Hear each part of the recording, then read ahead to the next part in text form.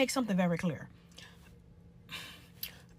Don't ever let anybody on this app or outside of this app, quite frankly, make you think that you need to be skinny or lose weight before you can talk how you want to talk, act how you want to act, be who you want to be, do what you want to do. Don't ever let anybody make you think that is how we need to operate. Today, we are going to be talking about a very motivational TikTok.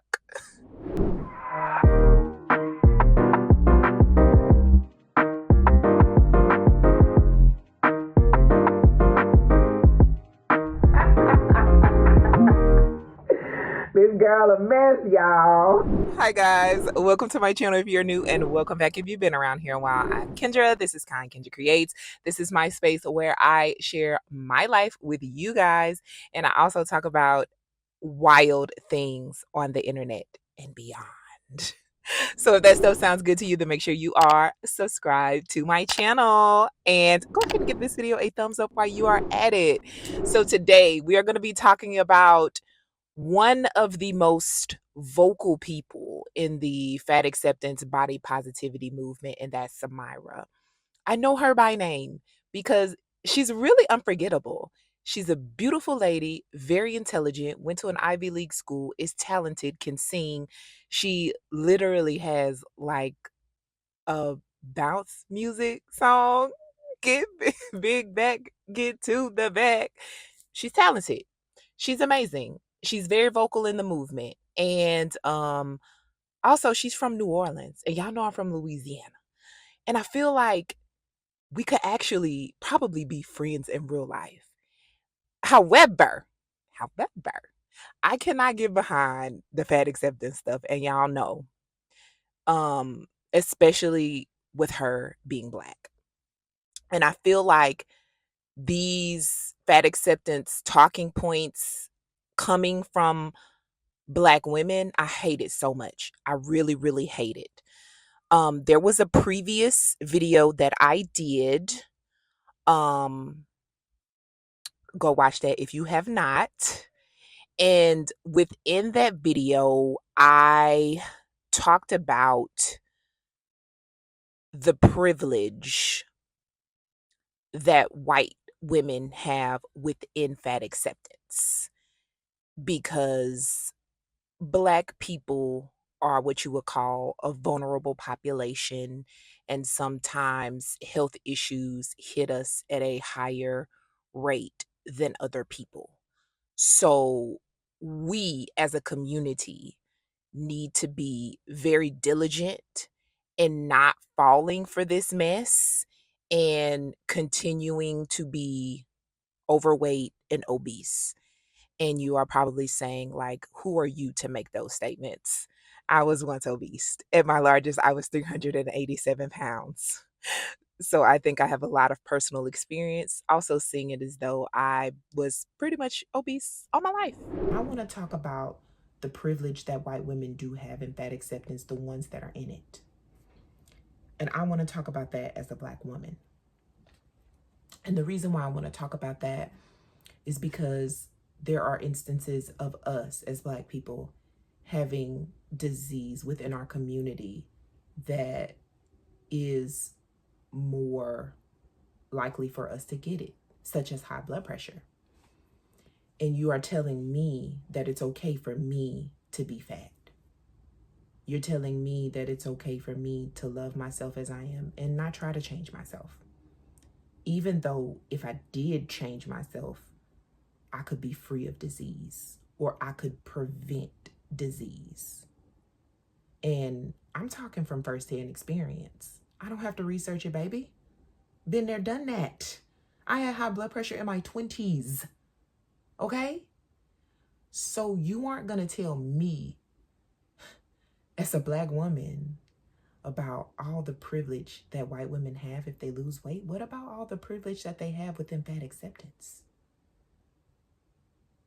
And sisters, if you are fat, and you're like, I'm gonna stay this way because, the brothers like me like this or whatever, I get it. Been there, done that. I had them. I was pulling them. But what about your health? And like I say, like I always say, it's all cute and dandy and fun and fine when you're young. But when you start to get up there in age, you're going to realize that you're going to have to make some changes. Yes, modern medicine is great. We have meds that can control diabetes, that can control high blood pressure. You could put on a CPAP machine if you have sleep apnea. These are all band-aids to a wound. And honestly, to resolve that wound, to get some wound healing going on, a lot of that is related to your weight. You can fight with me. You can fight with your mama. Don't fight with me, okay? I never had diabetes, but I did have high blood pressure, and I did have sleep apnea, and both of those issues were resolved once I lost weight. And this is not any hate towards anybody fat. I am a former fat, and I do not hate fat people. I'm just trying to spread a message and spread a word that you don't have to remain that way if you don't want to. So, with all of that being said, we are going to get straight into critically analyzing this TikTok video. Now, I'd be remiss if I didn't acknowledge how harmful fatphobia is. The limitations that it puts on our self-worth, on ambition, on drive, constantly being told wherever you go, what you read, what you listen to, that you will not be seen past your body unless it is small. I am not going to act like fat phobia doesn't exist. And I am not going to act like, fat people are not, misjudged, or there's stereotypes of them that exist, or people talk negatively or bad about them. I'm not going to act like that. But what I am going to say is that I feel like the fat acceptance people, the fat activists, they talk about it as if it consumes their entire life.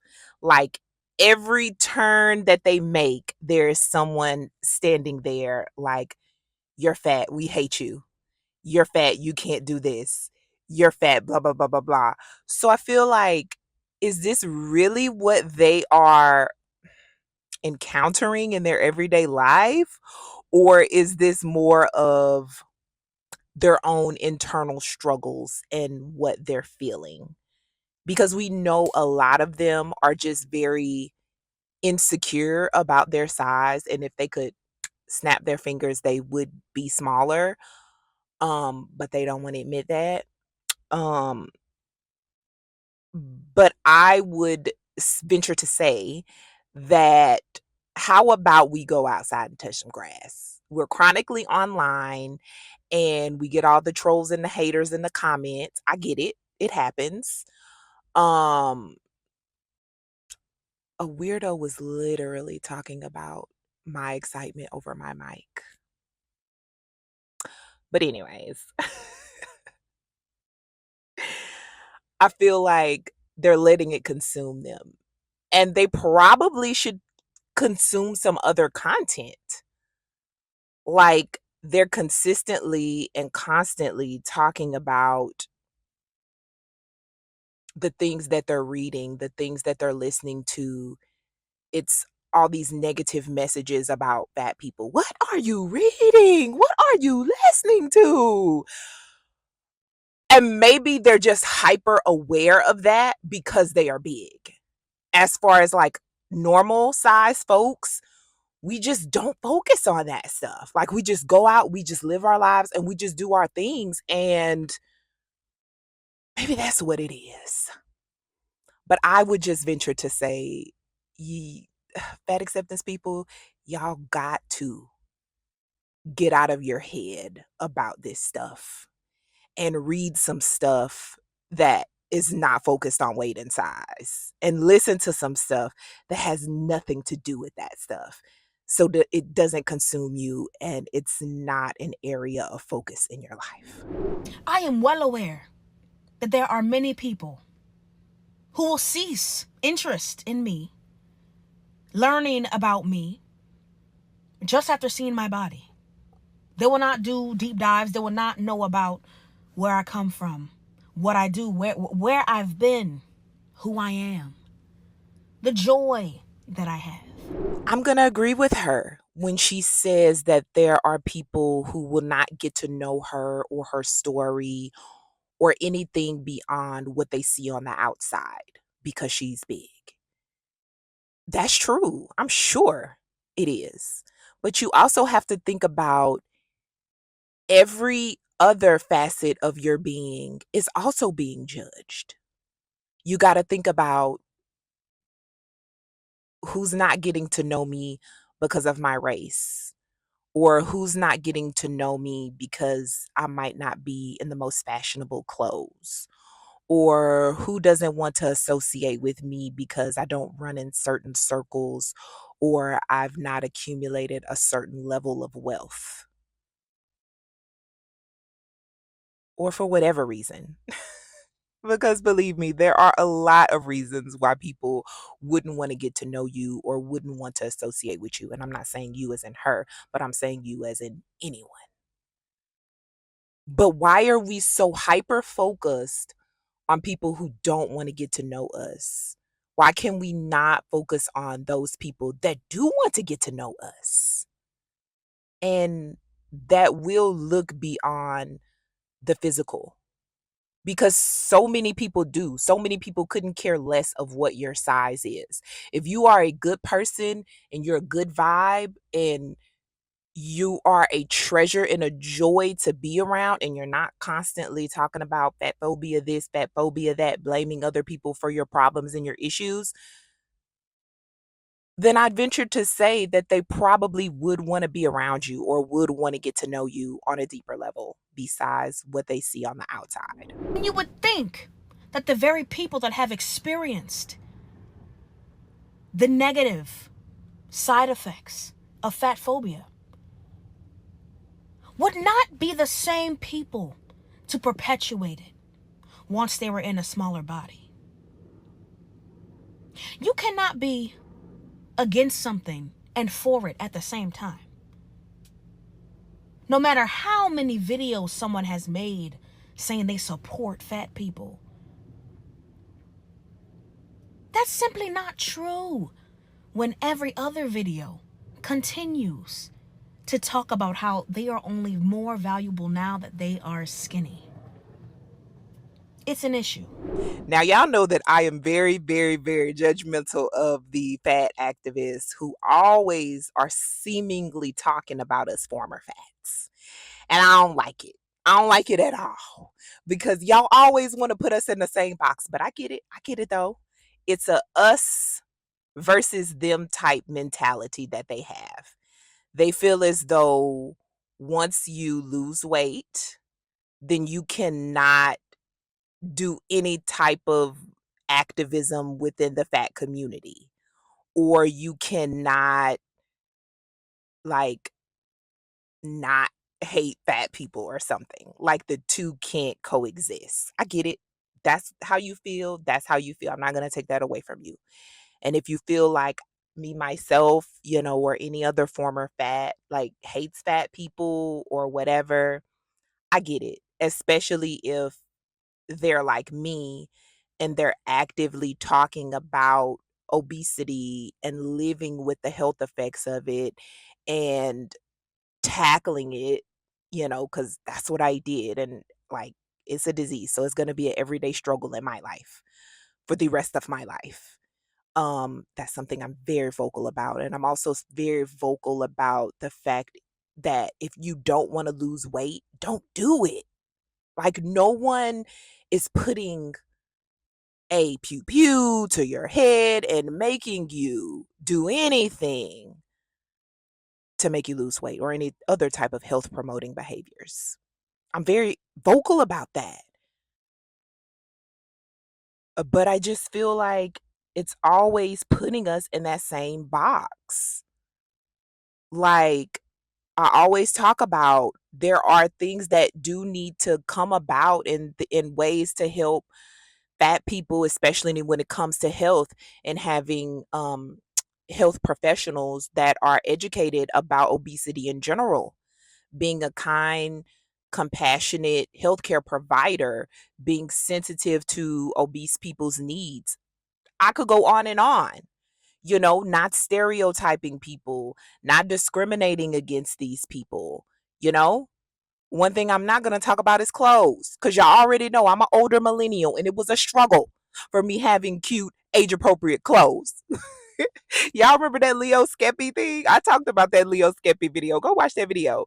I talked about my struggles of finding clothes. Y'all don't have anything to complain about. Y'all good. Okay? I'm an older millennial. So when I was growing up, we did not have cool plus size clothing stores for younger folks to shop at. So my shopping experiences were always very, very bad. There were no internet websites where you could order things online and get them delivered. So I was relegated to looking very age inappropriate for my clothing styles. And to alleviate a little bit of this, my mom actually sewed my clothes for me. Can you guys imagine that? She literally bought patterns from the store. We picked out the fabric and she went home, got on the sewing machine, and sewed outfits and clothes for me so that I could look a bit age appropriate. Y'all good. um and then she talked about that we feel as though we're more valuable now that we are skinny or thin or normal size. I will never refer to myself as skinny. I don't think that I will ever be skinny, even though I've been called skinny. That's weird. That's something I've never been called before in my life, and I've been called a lot of things. But yeah, I just say normal size because I don't think I'm skinny or I'm thin. I just feel average size, normal size. Um, but I, I, I do think that I am more valuable. And let me cook. Let me cook, okay? I'm more valuable because I have a lot more to give to people, to myself, and now to my child. Let me explain that. You already know where I'm going with this. But I'm not depressed anymore. That affected me greatly. That affected the people around me greatly. Or shall I say, I don't suffer with extreme bouts of depression as often because I have depression. So it's something that I always live with. Also, I can be the best parent to my child. I can be active with him. I can pass down healthy habits to him. And if you don't think that as a parent that that's important, yes, you freaking suck. Okay? And it is not just like superficial things like fitting in with your friends or like, having the ability to go to the mall and shop and wear cute clothes or whatever. We're talking about habits that will follow that child throughout the rest of their lives. So basically, you're molding and you're shaping that child's whole entire future by the things that you do or the things that you don't do. So basically, if you are not practicing health promoting behaviors and teaching them healthy habits, they will not carry those over into the future. Yeah, they could learn them, of course, and they could be just fine. But also, they could be like me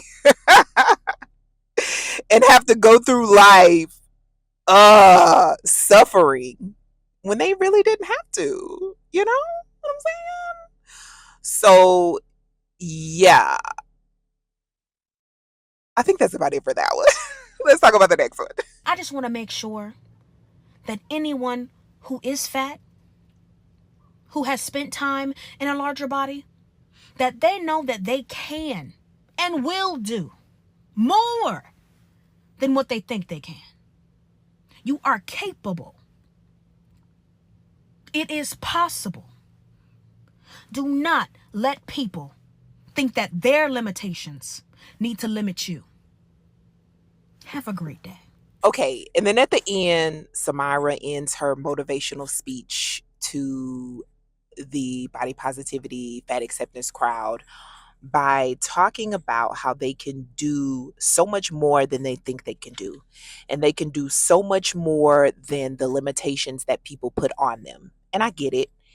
This is like rah rah, you go girl. If you are big, you can do it, whatever. I get it. I get it, okay? Um, However, there are limitations because of your size. You know, there are uncomfortable moments when you're big, you know. And I talk about glitter and lasers so much, but we all know I covered that yacht trip. Watch that video if you have not. And she was uncomfortable that whole freaking trip because of her size. And she complained so much. She was scared that she couldn't fit into a toilet to use the potty. She couldn't keep up with the group when she was hiking. And they literally left her fitting into the spaces and the crevices in the hiking. Like, and of course, you know, she always talks about clothes everywhere she goes and she can't find them. Just, right? But I was thinking about other things. Things like right off the top of my head, I know horseback riding, I know skydiving and bungee jumping. I know riding those go-kart bumper cars, go-karts. When I was on my last vacation, I saw like a message about that. Like so many things that you cannot do for your safety, for other safety because of your weight. And also, think about this. I want to do a video on her. Y'all, it's crazy. Y'all know I'm getting ready to get into some surgery to get this skin off. I was so excited. But I got to go through JPay's TikTok. I could not imagine being so big as to I can't put a seatbelt around me. Like I was big, but I didn't get that big. And that's a safety hazard for yourself. Because JPay was talking about like Ubers should have seatbelt extenders in them. Girl, ain't nobody buying no seatbelt extender for you. And then, of course, finding clothes. You're limited in going into a store and getting your size. And then if you're like what they call the super fat level or the death fat level, I think it's like 6X and above. Y'all correct me if I'm wrong. Like it's just hard finding clothes just in general in that size. So yeah, it can hold you back. We already know this. And I get it. You want to give a motivational speech to the girlies that they can do anything, they can go anywhere, they can still succeed in life, they can still love themselves, they can still be pretty and cute and dress cute and all of that good stuff. Yeah. Rah rah rah. Whatever. Superficial stuff. But y'all already know I'm gonna talk about it. As I always say, it's all fun and games when you young and you cute and you hot or whatever. But when you start to age, when them joints start aching, when them feet start swelling, you're gonna be like, oh, I need to get some of this weight off me. And that's another thing, physical limitations. It is harder on your body and it's harder for you to keep up if you're carrying around so much weight. It just is. I don't care what anybody says. It just is. Because y'all already know when you start losing weight, you're lighter and you feel light on your feet and you could probably move better.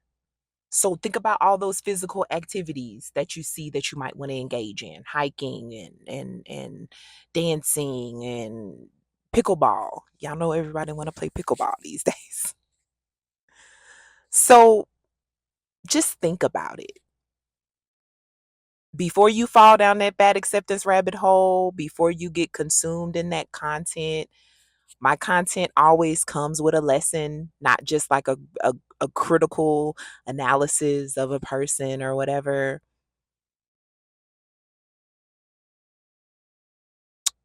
I feel like these motivational speeches are brainwashing people further into the cult of fat acceptance. That's all I got for y'all. I appreciate y'all watching. I hope y'all come back. I will see you again soon. Make sure you to continue to spread kindness and the word for light. I will see you next one. Bye bye.